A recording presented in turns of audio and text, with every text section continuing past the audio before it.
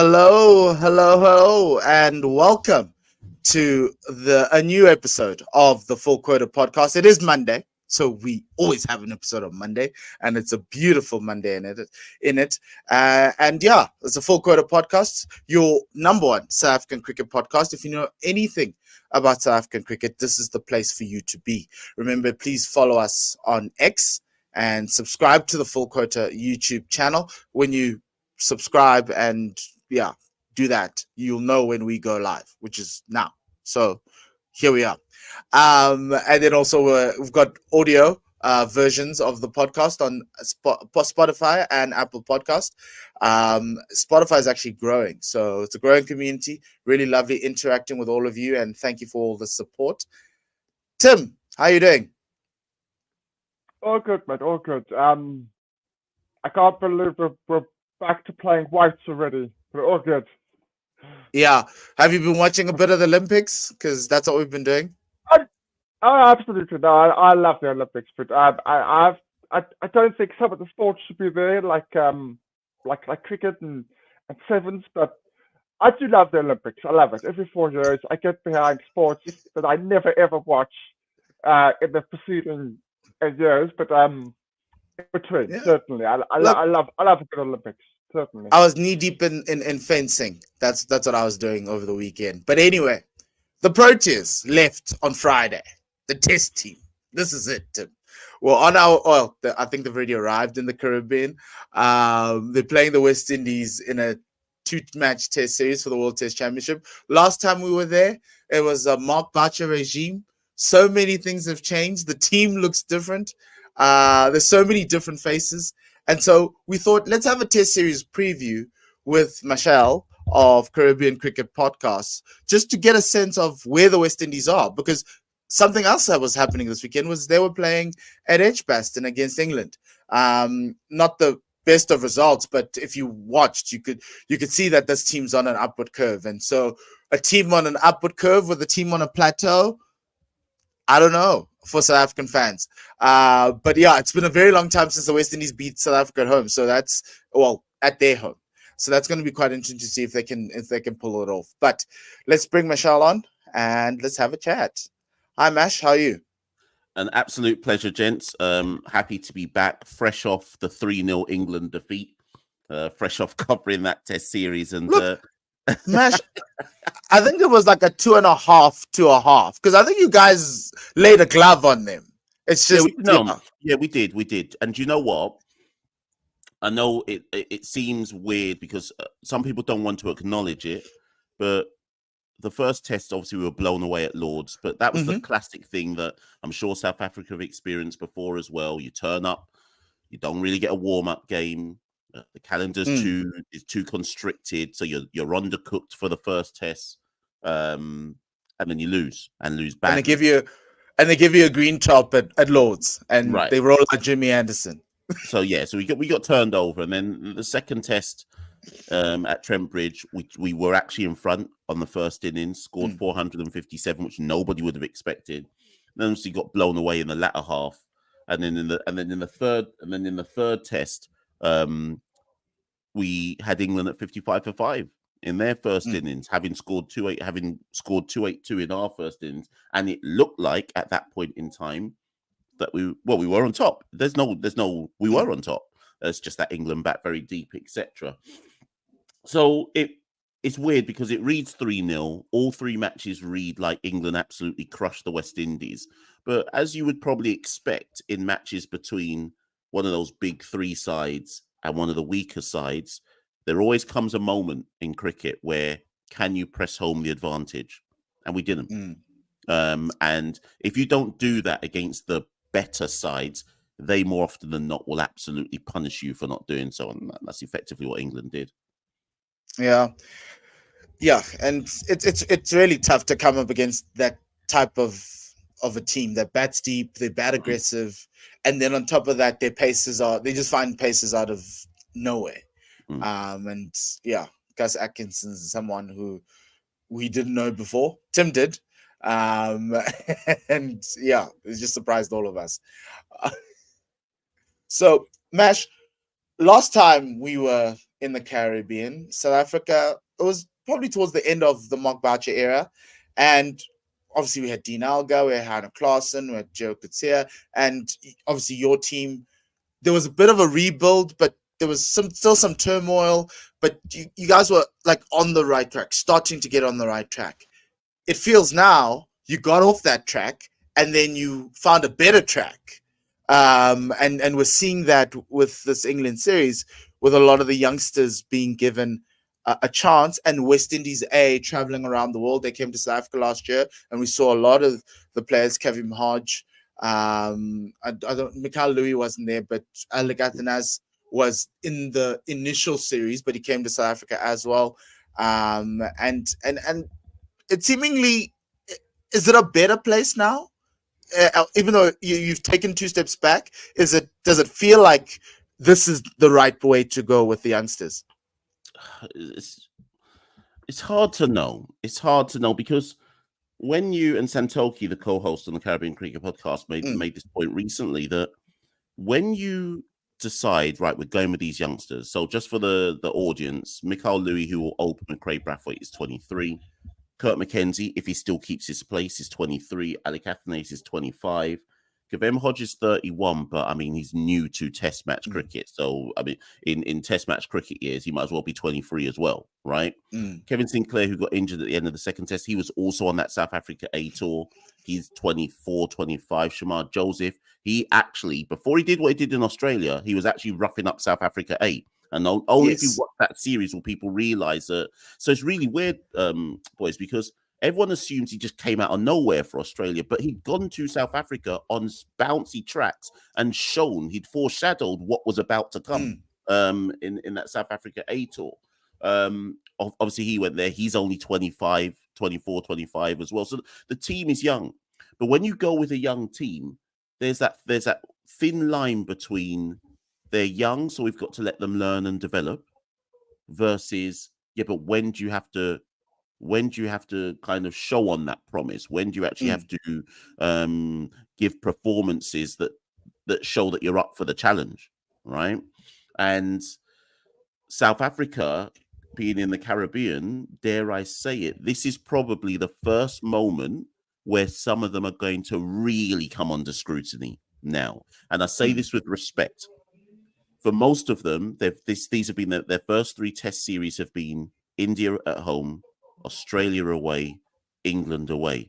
Even if you debuted some South African players in that stretch of matches, they're gonna struggle, most of them, because that's as hard as it gets. So saying it respectfully to South Africa in our own conditions, and crucially, we're not playing South Africa in St. Lucia, which is what we did last time, which we served up the best pace bowling pitches in the region for South Africa to turn up and we basically said to Rabada and Cole, there you go, here's some pitches that probably suit you.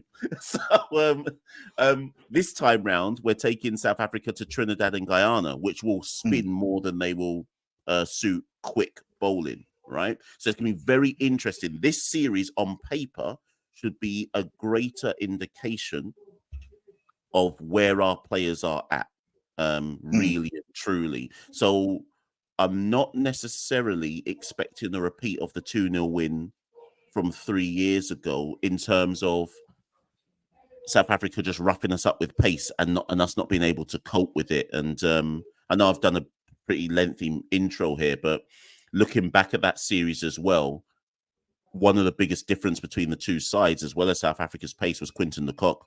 I remember, I think he got big hundreds, 90s, etc. And there was, if I remember rightly, in that series, there were various points where South Africa were like rattled, but Quinton played the critical knocks that basically took them out of harm's way. So I look at this South Africa team now, and I see Kurtzia. Sorry if I get the pronunciations wrong, so I'm trying my best. I see that Kurtzia's not there. Nortje's not there. Yeah. Janssen, I think, is being rested. Yes. And Quinton obviously doesn't play tests anymore. So I think West Indian fans who watch this will also need to understand this is a bit of a different South African team than what we're expecting or used to. Look, there's still Kagiso. Yeah. Sorry, yeah. And we're also trying to unleash our younger pace bowlers. And I remember the last time we had Jaden Seals came on the scene, and we didn't know much, but there was a partnership between Quinton and Vian Mulder, who's no longer there. And he like scraped for 30, but he came under a lot of scrutiny, and we never saw him again in Protea colors. And he was also very young. But yeah, it's an interesting one because I think both teams are trying to find solutions, right? We played India earlier in the year. It was a little bit more competitive, but even then, Tim's home ground gave us a snake bit, and yeah, brought India back into the series. So it's nothing I can do. We could do about that. But yeah, Tim.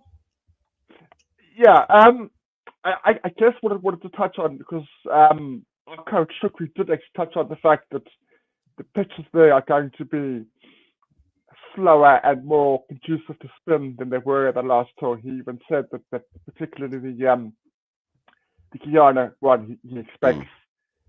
He almost basically said we're going to play two spinners. He basically said that, and obviously you wait until the test match comes around. But I watched your series against England, and I thought Moti was one of the most impressive individuals on that tour. Against a team like England, I thought he bowled outstandingly for most of the series. So, how important is his progression and the likelihood of him doing well in the series? Yeah, so Multi is very much the premier spinner now in the region. I think he's got. I think what's the best. He's got such knowledge. I think the best thing you can have in a spinner is someone who knows their game. And that's ultimately when a cricketer is truly matured, when they know their game and they know the solutions that they need to find without having to be kind of molded and guided so much. And I think that's where Multi is at. He's already come to kind of to the forum prominence in the white ball. In white ball stuff with T20s and ODIs. He took when we went to Zimbabwe. When was that now? I get so mixed up with everything. I think it was last year when we went to Zimbabwe. In fact, it was Zimbabwe before South Africa. Multi took 20 plus wickets, I think, or maybe, I think that's how many he took, 22 maybe, on that tour of Zimbabwe. And then we went to South Africa and he hurt his back. So he wasn't able to play in one of the test matches versus South Africa away. So we definitely expect him to cause the Proteas batting lineup some significant issues. Kevin Sinclair, who was very good on that South Africa A tour last year, he's now injured, so we just don't know who our second spinner is going to be. But as you say, Tim, this looks like it's going to be test matches. I don't want to say decided by spin, but spin will play a critical role. So obviously, who's it for South Africa? Maharaj and Dane Pete. Right, okay. Yes. So I'm intrigued by that because I presume Dane Pete has been rewarded for going to New Zealand, and is he your second? I'm trying to look for crumbs of like hope for West Indies. Is he your dissension? So here's the thing. This man left South Africa. He was like starting a new life in the US, and somehow, somewhere, this SA20 thing caused an issue, and he's back. And when we interviewed him, he thought, he didn't want to let it go, let up, but he said that it's only this one, and he was okay for this one, which was New Zealand. And then so, yeah, Simon Harmer's being left in the UK. I'd have rather preferred Simon Harmer because I've watched him bully Bangladesh on spinner-friendly wickets in South Africa, right? And so, but from a skill set perspective, you do lose a little bit not having Simon there, and Tim can add. But I think Dane will still give you that option. He's as you speak about Test cricket years, in spinner years, Dane is still quite young, even though he's played Test match cricket. He's at a point in his life where he controls his craft so well that him and Maharaj could cause problems for the West Indians if both of them play. I would struggle to see Shukri play two spinners, even if, because South Africa's strength is always pace. And the guys we have, even the guys, Miguel Pretorius can crank it up to 150. Nandre Berger can push it up to 150. So I'd be surprised from a style perspective, but we've got a lot of spinners now. Oh, we've only got 3. They picked the other one who hasn't been part of the system for the last 2 years, but only played against New Zealand. So I don't know. There's something there, probably behind the scenes between the coach and Simon Harmer. But yeah, we've explained this. Sukri has a relationship with Dane that goes way back to under 19 days, way back. So it's that relationship that has meant that this inclusion of his is now being brought in. So from that perspective, it makes sense. You always see coaches that have people that they are 100% believing in, and at the moment, St. Pete is Shukri's boy. Interesting. And I think, though, I must also clarify that as much as I'm saying, West Indies may have the advantage with the spin. If I'm not mistaken, didn't Maharaj take a hat trick the last time on that tour? Yes, he did. Yeah, he did. So I'm not going to try and pretend here that Maharaj isn't a big problem in and of himself, irrespective of the South African pace. The pace attack. Yeah, but Mash, the thing for me is, how do our players play spin, especially in an environment, and maybe this is to Tim, where we're wanting to try and play a form of baseball, try to be as positive as we can, not to the point of aggression, similar to baseball 2.0, but like the early versions of baseball where we've got guys who can muscle teams into trouble. And the wording coming out of the camp is be positive and not grind games out, and the like. So it's going to be interesting to see on those flatter pitches how they handle a Moti spell in the middle of the day when the ball gets softer, right? And on top of that, obviously your paces as well, who are no joke. They're very quick and they're very good. And the question for me is, how do we balance our newfound aggressive play versus that? Because we saw a glimpse of that against India. It just got to a point where the pitch wasn't conducive, at Newlands, for us to be able to play how we wanted to play. But you saw that in that first test. And so South Africans always struggle against spin. And Moti, whenever we played the West Indies, has always been an issue for us across the formats. I mean, I'm looking at and like I say, the only caveat I will put re the spin is I'm intrigued to know who our second spinner will be. We have the warm-up game, which starts on Wednesday. And actually, I mean, we could have a separate podcast about that, but West Indies, in our build-up to the England series, our warm-up game was against essentially under 23 cricketers who aren't in account, who are kind of on the fringes of a county team. South Africa's warm-up game is against our next best 11 players outside of our test side. And even that, for me, speaks to we've given South Africa a proper warm-up game and with proper players who are pressing for West Indies selection. And I don't know. I've got to be in my bonnet about when weaker sides go to bigger sides. Shouldn't we be given a better level or better standard of warm-up to properly prepare us for a test series? Obviously, I'll wait to see how South Africa do. I'll wait to see how seriously they take it, because for all I know, South Africa might make it into one of those games where 13 people get to play and X amount of people get to bat.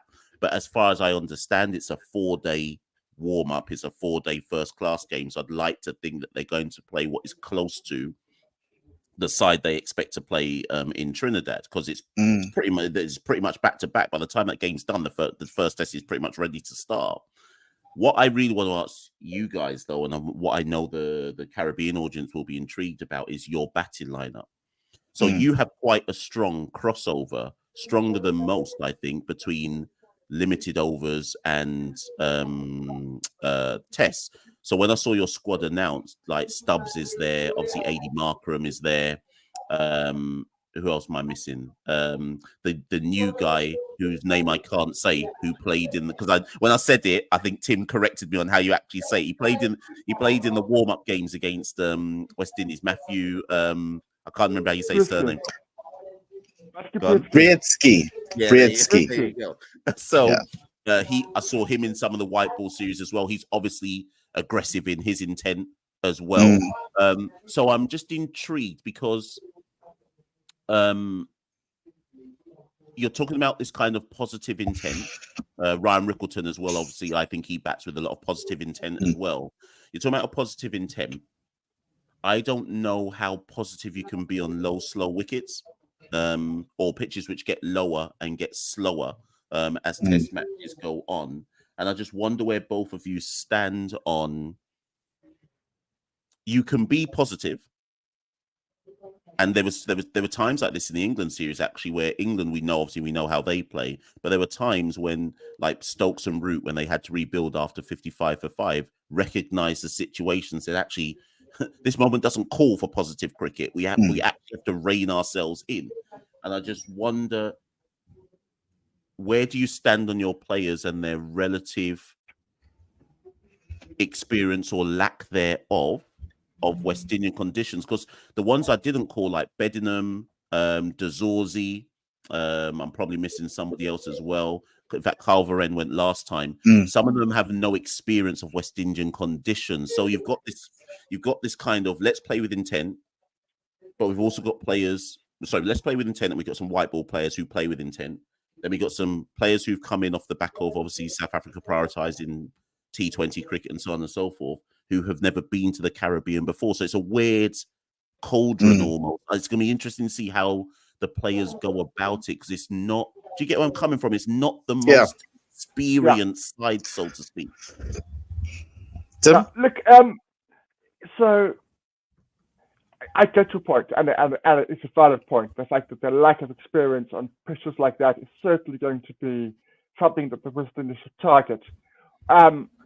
What I think we mean in terms of positivity, if we watch the Proteas women against India recently in their test match, which they really did outstandingly in, they took for the last hour of the final day, they were positive both in attack and defense.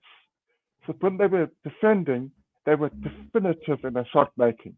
When they were getting to the pitch and driving, they were definitive. There was no indecision in the shot making in the shots they were playing. I think there will be something similar from the Proteas men in this series. At least that's what they will try to do. So when they need to defend, they'll do it, but they won't get themselves in between, going half and half. They will go all the way back on their stumps, playing with a straight bat, that kind of thing. Yeah. Yeah, and I think on my side, I look at the names you've mentioned, right? Briedsky, Rickleton, Stubbs, David Beddingham's new, he hasn't been there.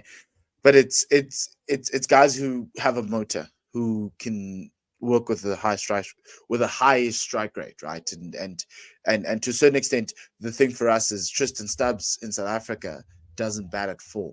He's a 6 in a 4-day cricket, right? And so the promotion, even in the India Test series, the promotion up the order was, oh, okay, what are you trying to tell us, right? And then obviously it's that there is a bit of a crossover in terms of the styles and what we want.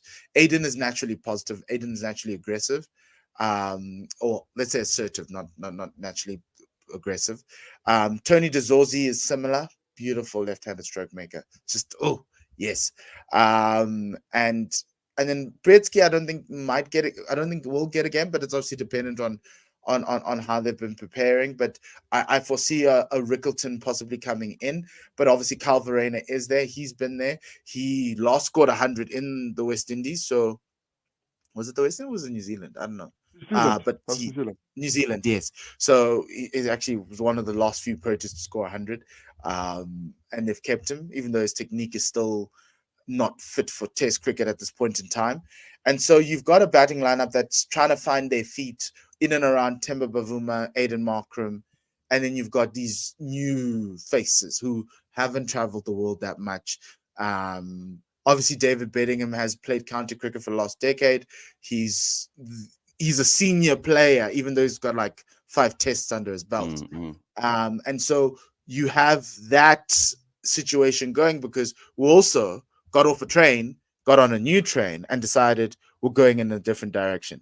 But what the thing is about this team, as Tim alluded earlier on, it's players that the coach can trust.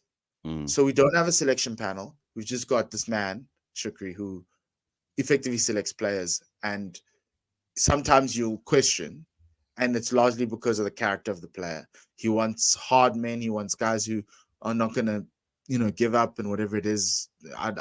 It's to a certain extent, it's a lot subjective, but if you ask him in press conferences, if you hear him in press conferences, the word character comes through. And the guys he has now are guys he's worked with before and guys he's trusted. The only person who he hasn't worked with before is Ryan Rickleton, and he's just blown the door down. Was one of the better batters in our 4-day series, and he's just like Quinton. He's if you took Quinton and you said a younger version, it's him. And I'm sure you saw him we didn't see him at the World Cup, but in the MLC, they played together, and it was weird. They even went to the same school, so he's got options. And the question I'm thinking, Tim, is, where does Aiden Markram bat? Do you still continue to open with Markram if you want to include a Rickleton and say, Rickleton, you're going to be our opener? But yeah, number 3 for us, Mash, is a very interesting spot, because Temba doesn't want to bat there. That I can tell you. David Bedingham isn't a number 3, and we're trying to push Tristan Stubbs to bat at 4. So who's going to be in that first drop is going to be quite interesting. Obviously, Keegan Peterson, the last time came, he was put under fire because we just kept on losing wickets up front. He's no longer there. So the batting's just got a lot of question marks. All individually incredibly accomplished batters in our 4-day series. They're veterans in the game was compared to your team in terms of a youth, right? But they still haven't played Test cricket. They don't know the cauldron of Test cricket. And then obviously now, kudos to the West Indies for giving us pitches that guys will generally struggle at, because we want consistent pace and bounce. Just before Tim comes in, so again, just because I'm trying to get the lowdown for the West Indian fan base, your bowling attack, then I'm assuming so who are you expecting go from 7? So wait, Varane will be the wicket keeper. So yes. Go from 7 down to 11. Is Vian Mulder going to play at? Do you expect him to play at 7? Right. Yes. So then who are your 4? Going to play? Vian will play. So Maharaj will play. So who are your 3 pacers then? Rabada, Ngidi. Rabada, Ngidi, and Nandre Berger. I reckon. Yes. Right. Yeah, Berger's going to open with the red ball, which we saw against India, and he was a sensation. He was the find of the series against India late last year. Yeah. And I'm happy that he's going to get a run. Obviously, the world didn't get to see him in the T20 World Cup because he was a traveling reserve. Yes. I think he played in those warm-up games beforehand. Yes, rightly. He did. So obviously, young, it's not young, very quick, has come alive in the last 2 years. And this last 4-day series here in South Africa, he was really good before he got plucked up into the Proteas setup. And left arm seamer, so there's a little bit of variety and variation. And obviously with Vian, the other thing, Tim, is I wouldn't be surprised if Vian actually opens, because he gets a lot of swing and he works well with the new ball. And so this is like Vian Mulder's last chance. Because every time he's worn green and gold, he's just been horrible. But take him to county cricket, take him to the Lions here in South Africa, take him to the Durban Super Giants in the SA20, he is immense. Yeah. But the moment he puts on green and gold, he's a shadow of himself. And I think this series is going to be quite important for him, because if you're going to play 6 batters and him at 7, it's so much promise, just hasn't delivered. And I don't think he will. I've seen a lot of him in county cricket. I think he's a very special player, personally, based on what I've seen of him at Leicestershire. Every time I see him, I'm like, you've got all the tools. So it's always interesting with somebody like Mulder. Is that South Africa just not giving him the rocket, so to speak, strapping it on and saying, we believe in you, you're the guy?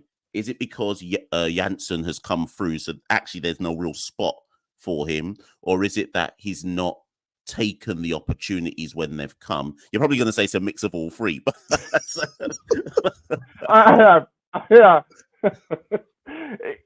It is a mix of all three. But one thing that he did touch on, there's a couple of seasons ago now, about 18 months ago or so, and it was actually quite startling. It talks about the mentality side of it, the mental side of the game, and how he was struggling. He was not struggling with the ball. If you look at his numbers with the ball, they're fine, the Proteas. They're not brilliant, but they're acceptable. He talked about the nervousness that he had coming out to bat, knowing that runs were needed. The team, particularly when the team was struggling, that he had to go out there and score runs. He couldn't describe why it was happening, but he could describe that's what happens every time I go out to bat for South Africa. I'm physically shaking. I'm physically very, very nervous. And it was quite big of him to actually own up to that and actually come out of that. I do. He's probably going to make naught of the series now, but I do notice a slight difference in the way he goes about things in the last 8 months or so. I do notice a maturity where he isn't quite as nervous when he goes out to bat, just in a general sense. So hopefully that will improve. Hopefully he will actually come through. The other guy I was very interested in, and because you guys have gone through a lot of opening partners for Proteas without really anybody nailing down that spot. You've given the guys a lot of chances. It's been a bit of a conveyor belt over there. I thought Machel Louis, his numbers throughout the series against England you won't go, well, that's a real talent. But I thought he played exceptionally well throughout the series. I thought he left the ball until he got out, of course, very, very well. And I think he might be in there for a little while. I certainly hope from a West Indian point of view. Where's he come from? Because I've always been impressed with him. I was impressed with him playing full-day cricket before he made the Test debut. Where does he come from? What is his story? Well, it's quite interesting with Machel because obviously he's made his way. I don't know if anything like this would ever happen in South African cricket or maybe any of the other full member nations, really and truly. But he's last season he played his first 7 first-class games of his career, and after that just was called straight up into the West Indies team. Now on one hand, if you're somebody outside of the region, you'd say, oh, he must be a really special player to go straight into the Test side after his first 7 games in his career. Which, on one hand, I'd say, well, yeah, I mean, he was a leading run scorer in the domestic season, so there's obviously merit in that. But on the other hand, it speaks to the fact of the kind of paucity of available options in the Caribbean that you can have a 23-year-old literally debut in a season and go straight into Test colours. What he did, obviously, he's got his older brother Jeremiah has been on the first-class scene for a while, so they're a talented family. Machel is actually a hard-hitting opener. We've got CPL coming up after this Test series, and my big fear is that he does really well in CPL, and then you know how the story goes from there. Then he attracts the attention of T20 franchises, and then 2 years from now, will he even be playing for the West Indies? But we'll deal with that when it comes. He's a very front foot dominated player. I would like to believe that going home now, a lot of these players are going to be playing their first home series. Kavem Hodge hasn't played a home series. Machel Louis hasn't played a home series. Shamar Joseph hasn't played a home series as unfathomable as it sounds. A lot of these players are playing at home for the first time for the West Indies. I think he'll find the pitches more to his suiting. I think his game will suit. Obviously, he'll have greater knowledge of how you play at home. What he's done so far, England is a bear pit to go and make your debut. And dare I say it, maybe other than players like Bedingham, I think if you took a South Africa team and someone like De Zorzi to go and debut at England away, dare I say they might struggle as well, trying to adapt to the moving ball and so on and so forth. But Machel did all the hard work. If you go and look at all of his innings, and this was the only frustration for him, every innings he batted like 50 plus balls and did the hard work, got himself in. But of course, in England, there's always that one moving ball, which you think is, I've got my off stump covered, nick off. So he got a 50 in his very last innings at bat in the last test, which I think was important because I think there are those kind of statement innings you have to play to yourself to say, I can make a meaningful contribution to this team. And I'm not just a good 25 off 68 balls and out guy. Because at the end of the day, it sounds harsh, but runs is the currency as a batter. And your inexperience or lack thereof, at the end of the day, you still have to score the runs, right? And again, I mean, to pick a South African example, has Stubbs delivered yet in test cricket?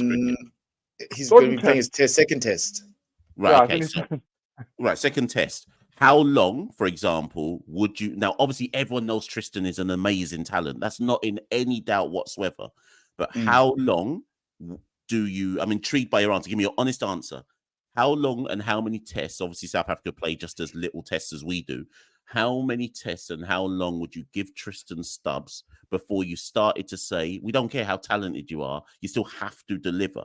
Where do you draw the line on somebody being a promising youth talent who everyone can clearly see as promising, but the runs aren't coming? Aiden Markram is the example. Well, yeah. We waited. Yes, and waited. 5 years. 5 years. Yes. Yes. Like, there's no one else. Because everyone looks at him like, you're so talented. And to a certain extent, the Machel Louis situation isn't foreign to us. We did this to Wiaan Mulder. Wiaan didn't play a lot of first-class games, just threw him in. And we thought, this guy's a talent. He looks just like Jacques Kallis. He could possibly be the next Jacques Kallis. Let's see if he can swim, and he hasn't swum. And the problem with Wiaan is you found a situation where after 15 games you got tired and you're like, it's fine, go back. And he just kept on churning out runs in domestic cricket. And same thing with Aiden Markram. It's just Aiden just kept on staying in the team. I think there was a point where there was a drop from a team.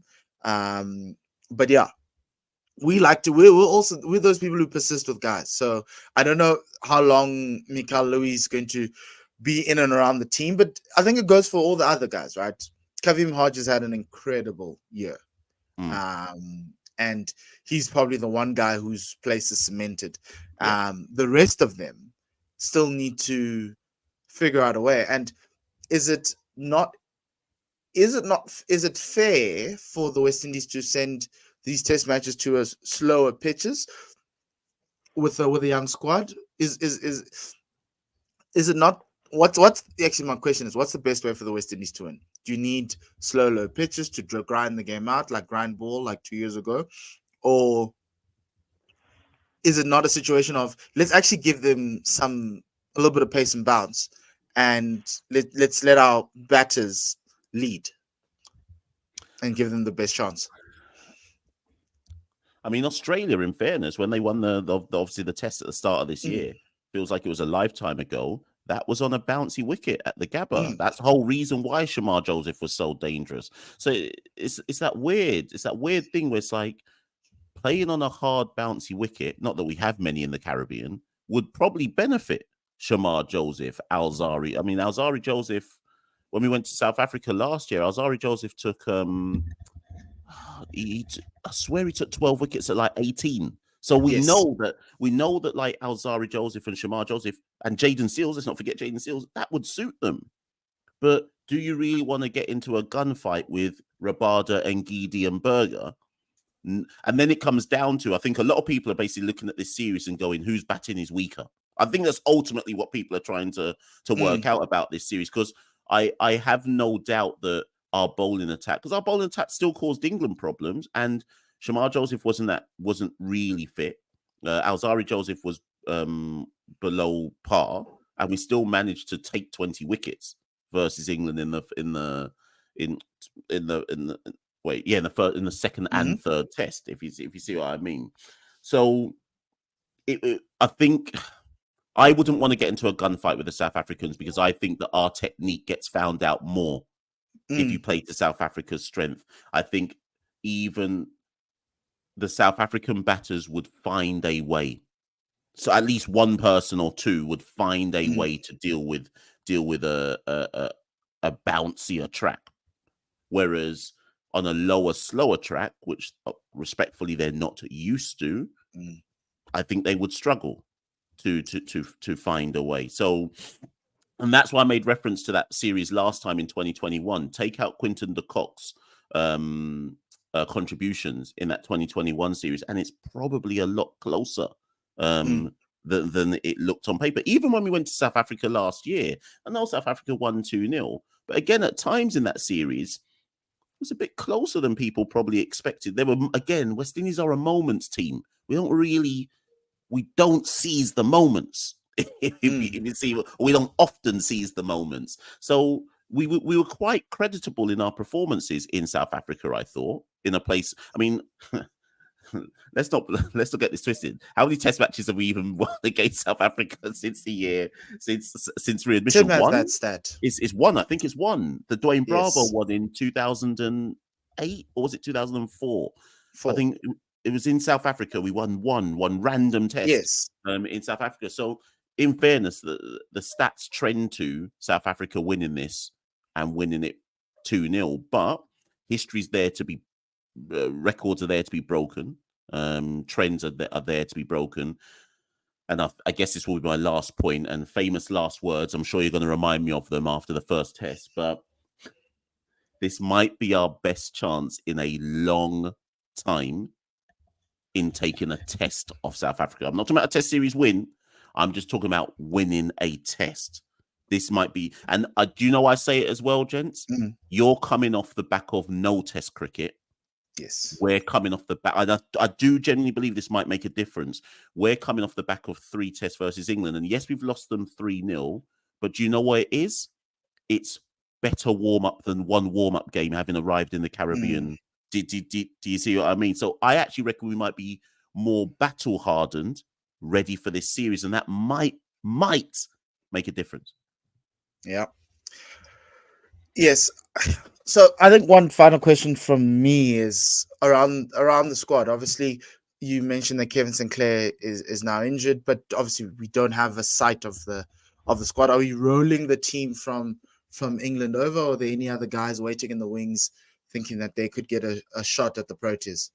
Yeah, so what we expect pretty much the majority of this squad to be named to play South Africa, because it's a 10-day turnaround. I think they leave tomorrow from England and then obviously go straight into camp for the Trinidad one. What we do expect, though, if you look at that warm-up squad to play South Africa, Kemar Roach is in it. And that will be we are assuming that is going to be used to test his fitness. If he gets through that, Kemar will play the first test. So he will come back. In place of who? Well, that's the question we're all waiting to see. Could be Shamar Joseph, could be Alzari Joseph. One of the Josephs will drop out for Kemar Roach, you would assume. And then the other person to watch out for is Casey Carty and possibly Tagenarine Shandapur. That warm-up game that starts on Wednesday is actually far more important than people realize. Whoever gets a score in that warm-up game versus South Africa is likely to possibly replace Kirk McKenzie, who just finished this England series averaging 5. So, and he's our test match number 3. Your test match number 3 can't average 5. I know it's young, but even age doesn't excuse that. so whoever scores in the warm-up game versus South Africa stands a strong chance of being named in the first test squad against South Africa and Trinidad. Last one. Just one from me. Who do you think, from a West Indian point of view, to South African viewers, we should look out for out of all of the squad?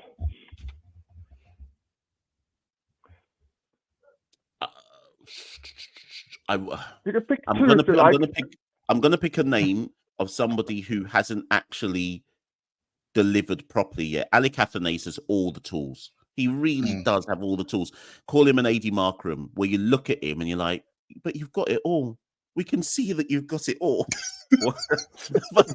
Why is it not happening yet? So he is the guy where when you look at him, how he plays stylistically, you're like, you should be scoring real big runs. It's not come together yet. We're hoping that this is the series where it does come together. Okay. Do you have any questions for us? Final questions? You haven't. I noticed how neither one of you have put your put your flag up on the mast. What? Okay, I'll give you two questions to finish it off. What do you expect, and what is acceptable? What do I expect? It might be the same. It might be the same answer, but what do you expect, and what is acceptable? So we need to get back on this World Test Championship train. So I want a 2-0 win. But what I think will happen, we're going to split tests. The first test, you guys are going to blow us out. Second test, we'll find a way to come back in. So I think it'll just be a 1-1, and I'll accept that. But yeah, expectation is 2-0. I'm usually the pessimist of this podcast. I'm going to go, I expect 2-0. And if anything less, that would be a disappointment. See what I mean? So you lot may be coming here for 47 minutes, only to then tell me, yeah, we're going to defeat you anyway. Look, we don't know what you saw against England, but okay, Mash, I really look, and from my side, if you guys want to test, I've got no issues because I think we haven't adequately prepared for this, and we know where our baskets lie, South African cricket. And if somehow, somewhere, someone manages to put their hand up in this test series, then yes, it'll be great. But at this point in time, I think South Africa is just going through the motions. Yes, we're trying to be competitive, but that New Zealand series really irritated me and it irked me because come out of New Zealand with a win, one of those two games, you are staring the World Test Championship in the face where you don't play the big three. You can walk into Lords by just managing this, because we've got Bangladesh after this and we've got Pakistan at the end of the year. Easy 6-0. Easy. Well, with all due respect. But what we've done is we've hurt ourselves. So I don't know where this test team is going. But yeah, I'm really hoping that those who have question marks, Vian Mulder, really do step up, because I think this test series might be revolving around him as the pivot. He needs to bat well. He can bowl well, we know that, but it's the batting that we need to get right, because everyone else, you could have us 55 for 5 and we'd be in trouble. And there's no turning back from there. And you've done it before in South Africa, so there's nothing new. But yeah, Mash, thank you very much. All the best. We're looking forward to some great cricket whenever we both play. It's either spectacular. So either way, let's catch up. Let this not be the last one. Make sure you hit me up at some point again during the series, and one of us will have to be passing on commiserations. You know. Yes, most definitely. Yes. Thank you very much, Mash. Have a good one. Worries. Take care. Cheers, man. Bye. Cheers. Well, there you have it. A discussion, beautiful discussion around two great cricketing nations who should be at the top of the world with the big three. Should be a big five, and us should be there, Tim. But yeah, you say anything less than 2-0 is a bad thing. What do you think? But why? Like I just think, even with that inexperience, I think we really should have enough against this West Indian side.